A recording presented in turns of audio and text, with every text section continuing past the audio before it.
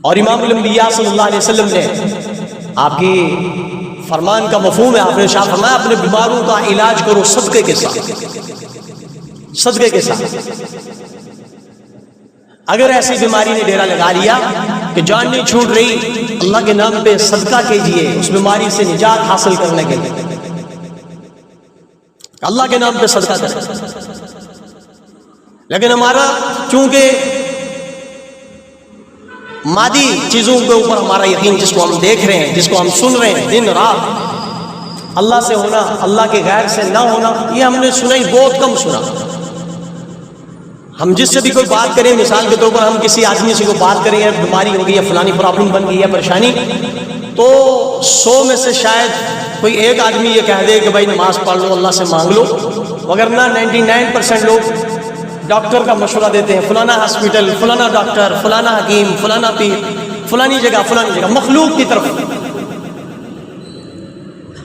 کوئی اللہ ماشاءاللہ کوئی یہ آدمی ہو کہ جو یوں کہہ دے کہ بھائی آپ بیمار ہیں، اللہ رب العزت کے لیے 2 رکعت نماز نفل پڑھ لیں۔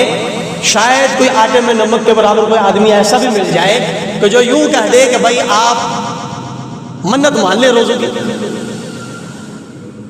آپ نفل پڑھنے کی منت مان لیں کہ اللہ رب العزت آپ کو اس مصیبت سے چھٹکارا دے دے، آپ اللہ کے نام پہ 3 روزے رکھیں گے، آپ 5 روزے رکھیں گے، آپ 10 روزے رکھیں گے، اس لیے کہ اس کا ماحول ہی نہیں، اور اس ماحول کو ہم نے بنایا ہی نہیں۔ ہم نے ماحول بنایا ڈاکٹری والا، کوئی ہم سے پوچھتا ہے تو ہم کہتے ہیں ہاں ہارٹ انٹرنیشنل میں ایک ڈاکٹر بیٹھتا ہے، بڑا سیانا، بڑا سمجھدار۔ مادیت کی طرف تبلیغ ہو رہی ہے، فلانا حکیم صاحب مادیت کی طرف تبلیغ ہو رہی ہے۔ تو اس وجہ سے عقیدوں کے اندر آیا ہوا بگاڑ۔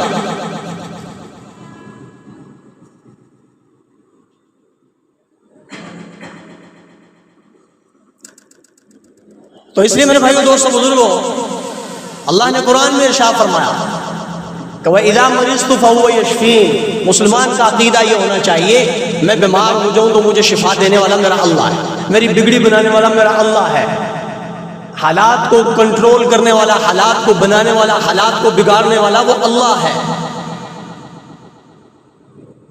میری پریشانی مجھ سے کوئی اور دور نہیں کر سکتا۔ پریشانی میں اضافے کا سبب تو لوگ بنیں گے، لیکن اس کو ختم ہونے کا سبب بہت کم بنتا ہے۔ اپنے عقیدے اور نظریے کو درست رکھا جائے کہ میرا اللہ مجھے شفا دینے والا ہے، ڈاکٹر سے تو میں علاج سنت سمجھ کے کروا رہا ہوں، حکیم سے میں دعائی میں سنت سمجھ کے لے رہا ہوں، اگر کسی استاد سے، کسی پیر صاحب سے یا کسی مولوی صاحب سے میں دم کروا رہا ہوں تو یہ تو ایک علاج کے طور پہ میں کروا رہا ہوں جو جائز حد تک ہے، لیکن شفا میرے اللہ کے ہاتھ میں ہے۔ شفاؤں کے خزانے اس کے پاس ہیں، لوگوں کے پاس نہیں۔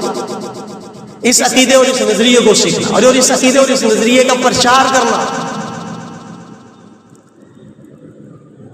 اور اس وقت جو موجودہ دور پہ اس وقت میرے بھائیو دوستو جو حالات بنے ہوئے ہیں، تو دونوں نظریات ہیں اس میں۔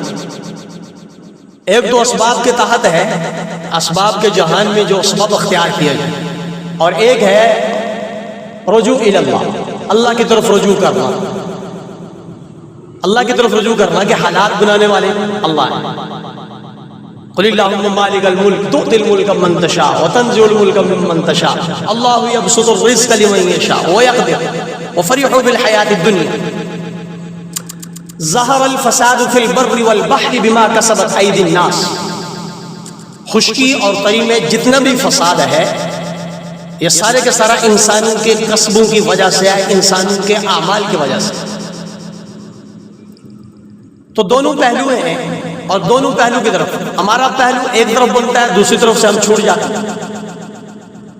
ہم اپنی مہم میں، اپنے معاملات میں اللہ کو ساتھ نہیں رکھتے۔ اللہ کے حبیب صلی اللہ علیہ وسلم نے شافرہ کل امر ذی بال لم یبدأ ببسم اللہ فهو اقطع واجزم۔ ہر وہ کام، نیک کام کہ جو شروع کرے انسان اور بسم اللہ نہ پڑھ کے شروع کرے، اللہ کے نام کے ساتھ اللہ کی مدد اور اللہ کی تائید حاصل نہ کرے، تو وہ ادھورا رہتا ہے، وہ کبھی بھی اپنے اختتام کو نہیں پہنچتا، تکمیل کو نہیں پہنچتا ہوتا۔ اس کے اندر پریشانیاں آئیں گی، مصیبتیں آئیں گی، اس کے اندر پرابلمز آئیں گی، اور جب اللہ کا نام لے کے اللہ کو ساتھ لے کے آپ مہم شروع کریں گے تو پھر اللہ کی مدد اور اللہ کی تائید آپ کے ساتھ لازماً شامل حال ہے۔